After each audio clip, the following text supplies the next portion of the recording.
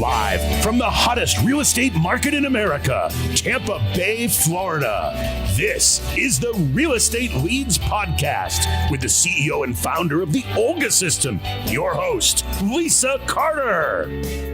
This episode, we are chatting with Tampa Bay trailblazer, realtor Ena Ebanks, who is not only tackling the lead generation puzzle, but she's also embarking on an enlightening journey of fine-tuning her niche in luxury real estate. How's your morning going? Oh my gosh. So you guys have really kind of lit me on fire with my social media stuff. So it's going great because now every Monday morning I get up and I look at my metrics. I look at how I start. I've started engaging more personally. I joined a bunch of groups. So my Ena Ebanks realtor name is popping up personally by me just engaging with other people's posts and other companies, I guess you would call it. Right. So it's kind of interesting to see my personal transformation as far as my own interest in my business now in this moment. And what I'm hearing is that it's the transformation is happening from, and so I'm probably older than you, and so I even personally struggle with the amount of communication or interacting with people online. And I do this every day, right? I run this company, and I went to a networking event last night. I had a great time. But as far as transforming that to these conversations, you being a realtor, I'm sure this is like all a huge, like, eye-opening experience for you now. What's that been like? Because you're used to talking to people directly, right? You know who you're talking to. And so now you're engaging with all these people, and you don't know who they are, but you know that they're interested in what you have to say.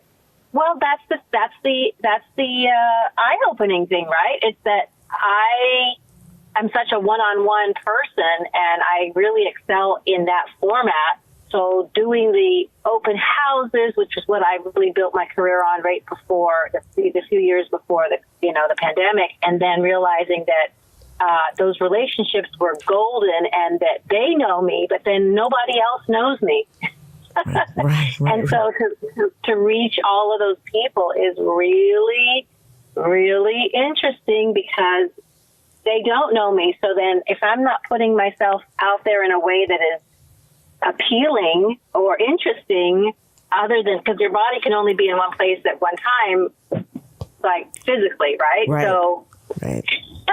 Yeah, there's definitely crazy. Yeah, there's definitely something to the word, making money or having presence while you're sleeping, and we're in a 24-hour world, and it's hard to do that when you're just focused on, I went to a networking meeting. I went to an educational workshop. I met this one here.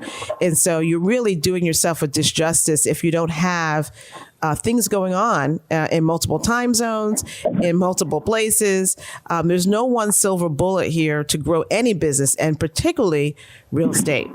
So the fact that you're online, that means that the guy in San Francisco who's now it's 9:00. He's, turning on his phone. That's what we do, right? We all watch TV, have our phones next to us. You're asleep at midnight, I hope. You're asleep at midnight when he's logging on and he sees that you're in the heart of the hottest real estate market, particularly for luxury in the world. And he can take a peep at what you have while you're sleeping. That is some cool stuff. That really is. It's taken me a moment to wrap my brain around it, to be completely honest with you. I had no idea how dramatically different this world is. And if I'm not going to engage in it, I want to call you Olga because I have an aunt. I have an aunt who's named Olga. And beautiful lady, I'm sure. Yeah, no, she was the sweetest of all of my aunts. But anyway, Lisa, the most important thing for me to realize is if I don't have it rolling, like if I don't have this thing, this mechanism in place, and my kids have been like, okay, it took them a year for me to get, it was like, Mom, you got to get on the iPhone world, get out of that Samsung world, get into the iPhone world. It took me about a year to get on board with that because I realized that even in Compass, Florida, or Compass in general, the biggest broker in the country. Their platform for us in our back office is got 100 times more benefits to you and is easier to use if you're on an iPhone. And if you're on so it finally took a year about my kids to even with that, I took a year for my kids to sort of get me on board. And it took now it's like, okay, social media. So I was like Facebook fun. They've been telling me for 6 to 8 months at least. Ena, every millennial in this country knows more than both of us put together. 100%. And it's like, it's Instagram, At least they Mom. think they do. At least they think that. They know a lot more about the technology and the interaction process as far as how the technology works with that and the numbers, but they don't know as much about the personal relationship once you get there. That's correct. That's correct. That's my personal belief. It's like, okay, so now that you've got my attention, how do you develop a connection that's strong enough so that I'm not going to go to the next guy who's touting something a little bit different than yours, And the real deal is you're experiencing firsthand with your family members, with the kids in your life, what that next generation of home buyers and home sellers looks like. So now imagine, right, that your two adult children are now, you don't know them, but they're looking in your area to buy or sell. Think about the mindset that they've now had you transform into. And if you kept that old mindset, how would you ever connect with these two people? How would you ever?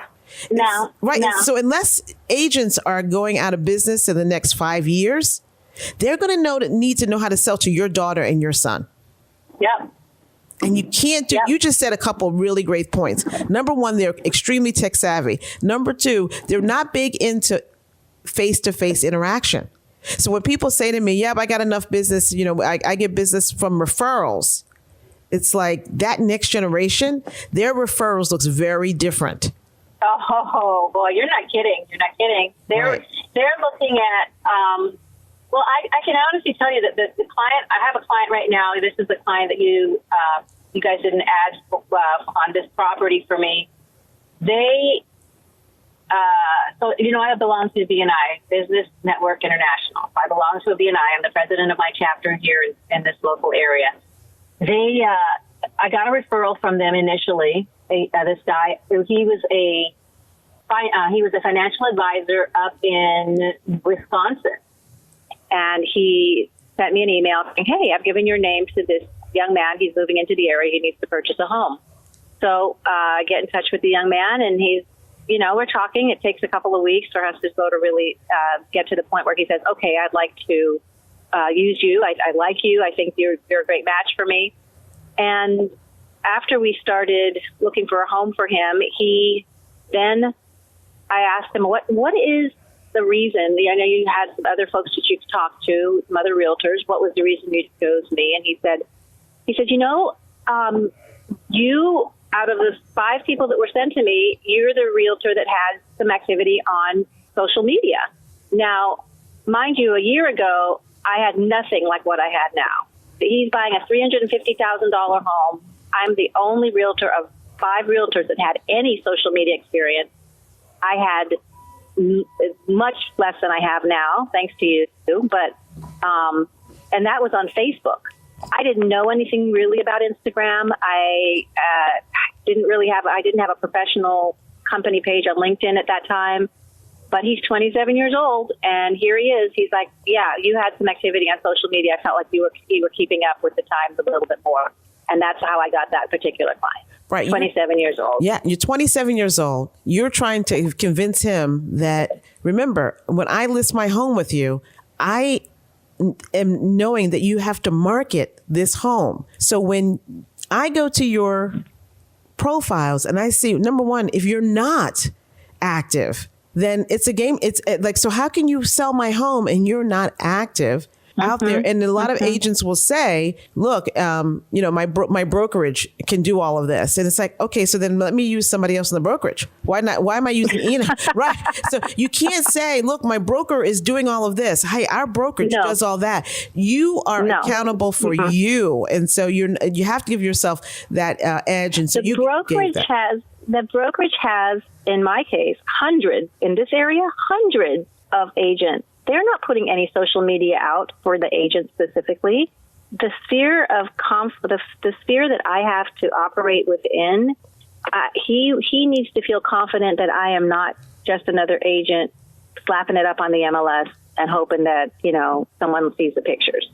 He has to know that I'm putting the ads out there into my sphere of influence, and the other agents who have worked with me and all of the people who have bought and sold with me are going to see it to make that thing happen as fast as possible. That's it. Because the brokers are not going to be advertising here at all. It's up to each individual agent, which, back in 2019 and 2020 before this pandemic, you could sort of rely on that, but not in this market anymore. It's got to be personal. I think when we're all in any industry, and I worked in, I don't come from real estate. I worked in other real estate, other industries. But I think sometimes we used to say to ourselves, we're talking to ourselves. So when you start talking about, hey, I'm going to put this on the MLS, and all, the average consumer, the average home buyer, home seller has no idea what MLS is.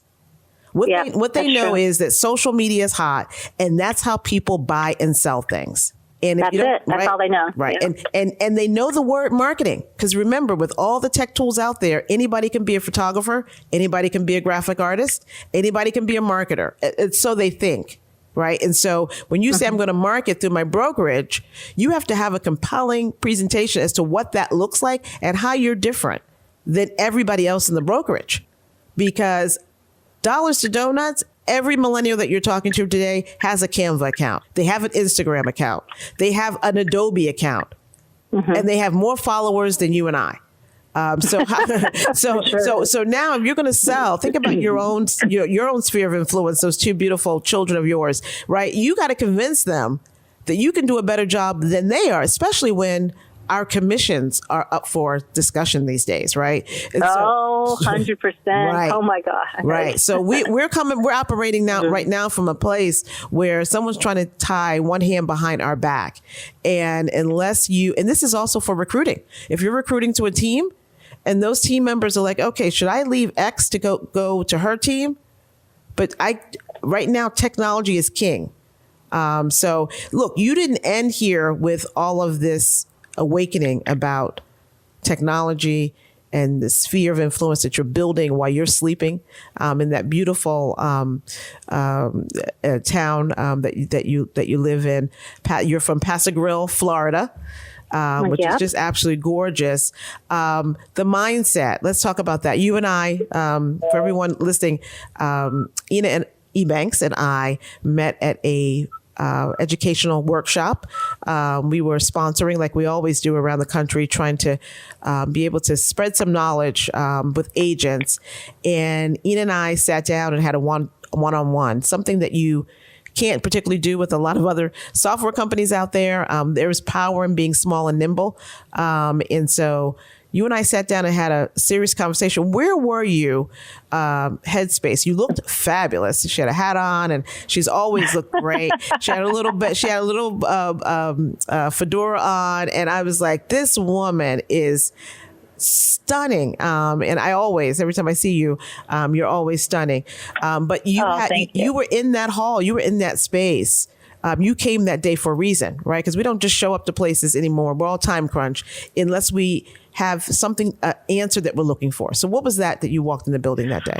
I walked in there, the overarching question mark in my professional space, and which has a lot to do with where I'm at personally, but professional was, do I want to continue in the space of real estate as a realtor? Do I understand how to make this happen? Because my numbers over the last year have not been great. I was six-figure income for the last 3 years. And this last year, it wasn't. And, I had been traveling. I had been doing some really great things with my family. And here I am now thinking, okay, it's not like starting over because I do have a nice sphere. I have a great reputation. People know, like, and trust me, but I needed more reach, and I wasn't sure if I wanted to do it, especially the way that I had been doing it, which was a lot of hustle. I mean, a lot of hustle, and working every weekend, doing sometimes 3-4 open houses a weekend. And I just didn't know that I wanted to continue in real estate, to be honest, as a realtor. So it's nothing easy about this life. It's nothing easy about this life. So I was just, like, okay, so I'm ready for a different level, a different stage. I really loved the business. Like, I really love the business. Like, I love having those conversations. I love helping people go through this very important process of buying assets and selling homes and their businesses. I really loved that process and loved being an educator to help them get through that, with as little stress as possible. But I was really questioning myself on, like, do I really want to continue this? I don't know. And so I thought, you know what? I believe you were there. I knew I needed bigger connections. I needed broader audience. I didn't know exactly how to do it, except that I do understand that there's referral sources and there's referrals. And so there's the one person, like a family law attorney, who can refer to me, their divorce cases. If I build a great relationship with them and they see me as a really credible, really good realtor, they will refer to me because it makes them look good. I make money. They have a great client who's happy and satisfied. But I knew that. But then I had been doing this sort of one-on-one stuff for years and has made a great business from it. But I really didn't know that I wanted to go to that level again. I wanted more reach, and I didn't know exactly how to do it. And so that was my thought, okay, I need better referral sources. And so when I went to that educational, seminar that happened, I happened to meet you, I was really, I was just really open. I said, listen, I don't know what I'm going to do. I don't know. I really want to do this, but I don't know if I can do it the way I've done it in the past. And so you knew you needed a system, a process, and you also needed to crowdsource this, right? So a referral system is I can't go this alone. I need people. No. Yeah. No, I need people. And I was like, and there was some of the information that you talked about, which, like, this lady, first of all, she owns the business. So, so many people are approaching me as a realtor every single day via ads, via every account, social media possible, via my, just meetups and groups and stuff that I attend every once in a while. They're all social media experts. They're all SEO experts. They all and they don't know any. And by the way, and I have tried those twice, and in the last couple of years. And what I found was, as soon as you sign up, you're then put into some situation where you no longer hear from the person who signed you up anymore. They're certainly not the owner. They're just a salesperson.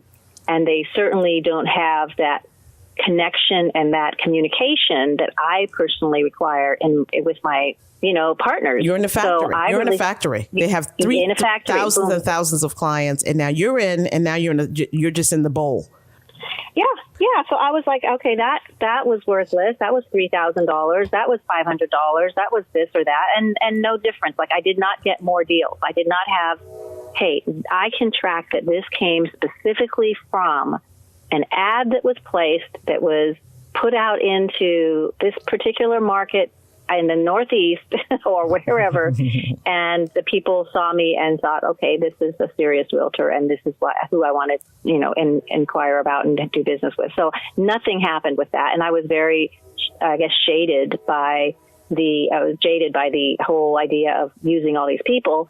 And I think one of the first questions I asked you was, are you the owner of this business? And you said yes. And I thought, okay, now I'll talk with her. And then you just really kind of revealed to me a little bit more about your process. But what I was very excited about was, the more that we talked that afternoon, you kept asking me questions. Like, it wasn't like you were trying to sell me something. You were trying to understand where I was, what I was looking for, because we're all looking for revenue, right? We all want to generate revenue. That's not the secret. But the style, you wanted to know a little bit about my style, like what I'm what am I about? Where am I happiest? Like, where do I find my best, days? And so I was really interested in the fact that you were more of an inquiry as opposed to let me just tell you everything I can do for you, because you don't know that what you can do for me is what I really need. And I think that takes a lot of people by surprise. Sometimes I get this deer in the headlights, like, well, what do you mean? What do I want? And it's like, or I never had anybody ask me that, or who am I targeting? And so, my days was, prior to meeting you and starting this system and creating this system was about, you had to know the target audience. You had to know what was your end goal. This is a business, right? If you're in real estate because it sounds great at a dinner party, then you know what, that's right. And so there are those people with that trajectory. I need to do something. Real estate gives me the flexibility and it sounds great at a dinner party. Let me just say something.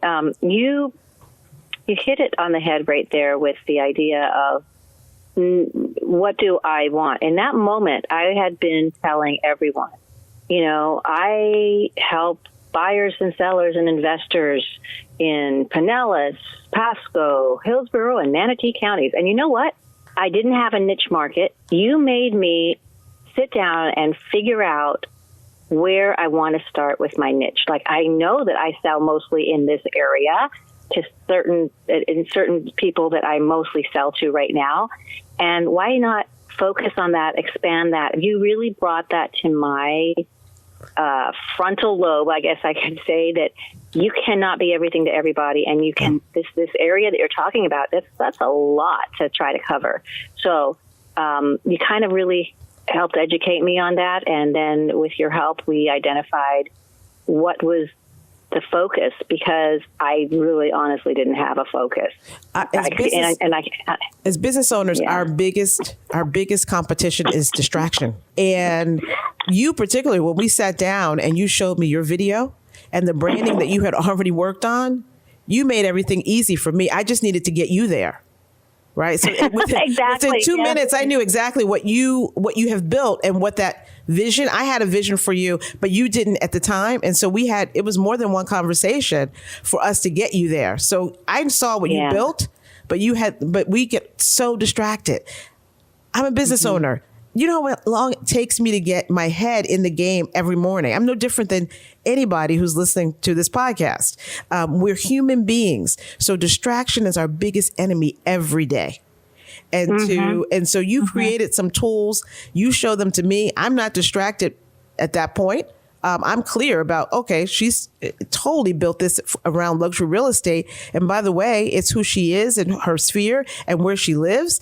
Beautiful waterfront community in St. Pete Beach. Yeah. And so the linear line from where your vision, what you should be doing or where you should focus, most of your energy was clear for me. But you have been distracted by life. You have been distracted by other realtors around you. You have been distracted by all these other things that were going on, which makes you human, right? We're in the human business. And so it was great for you and I to talk and for you to come full circle and say, well, that's really what I intended. You just hearing. It's still fascinating for me to hear you say that, because when I sat back and you were like, Ena, you've already done this, you've got this beautiful website and this videos and this, you've already got the foundation here.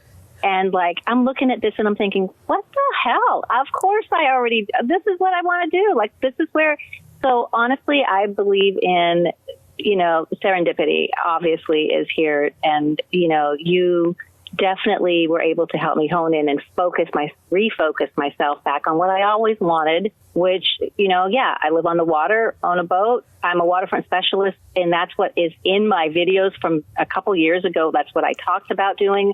And you're right. It was a lot of trying to do too much, be too much to too many people and water thin. And as opposed to really, the richness of what I already had and had already created. And then having you come and say, okay, let's move forward with this. Let's expand on that, so.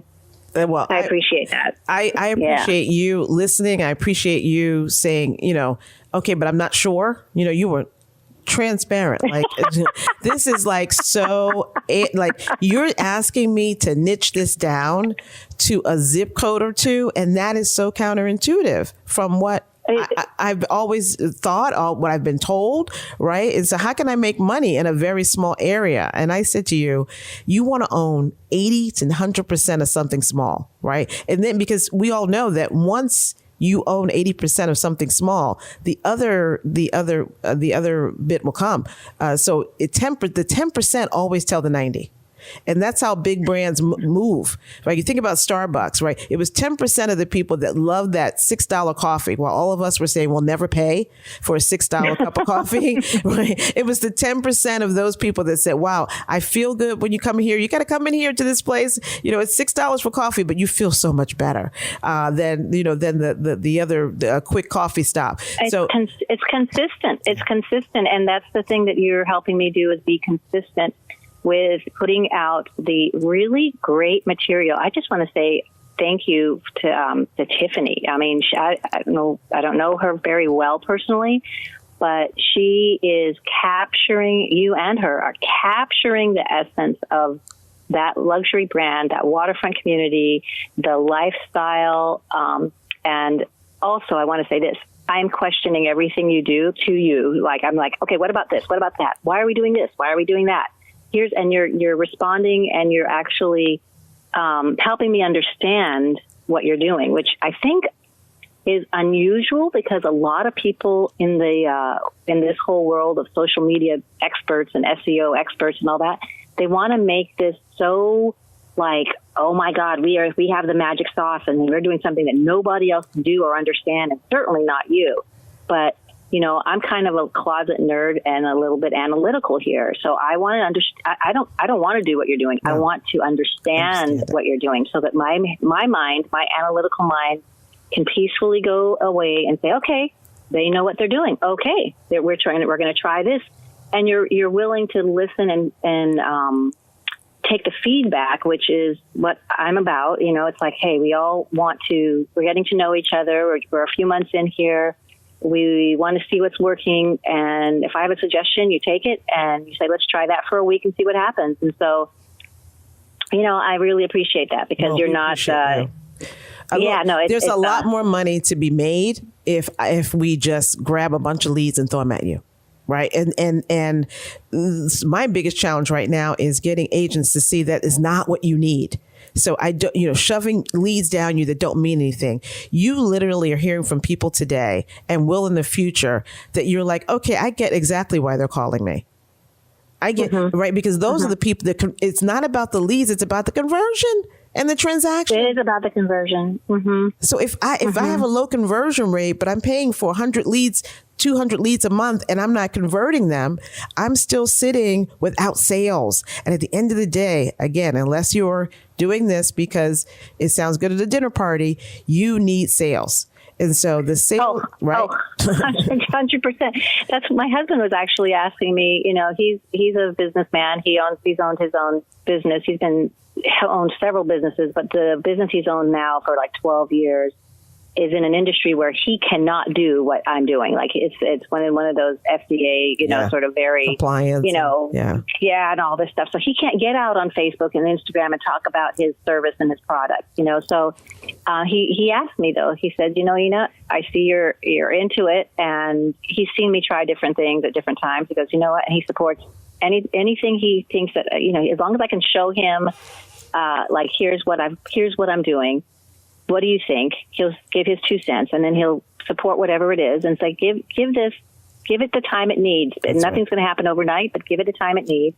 He said to me this morning, he goes, I see the energy that you're putting into this, because I got up because I was like, okay, it's Monday. I'm checking my metrics. Your energy, but I love the I love the energy. I love the energy. I could talk to you all day long, and we have next time I'm in the area, let's get together. But I love the energy. I love what you gave, the gems that you gave this morning to our audience is unparable to to what people normally hear during the day. It's just the same old thing. So thank you so much this morning for your You're energy. welcome, I Lisa. love it. Thank you, Miss Absolutely. Ena from Paso Grove, Florida. Thank you so much, Ena. Have a wonderful All right. day. Talk to you soon. All right. Okay. Bye-bye.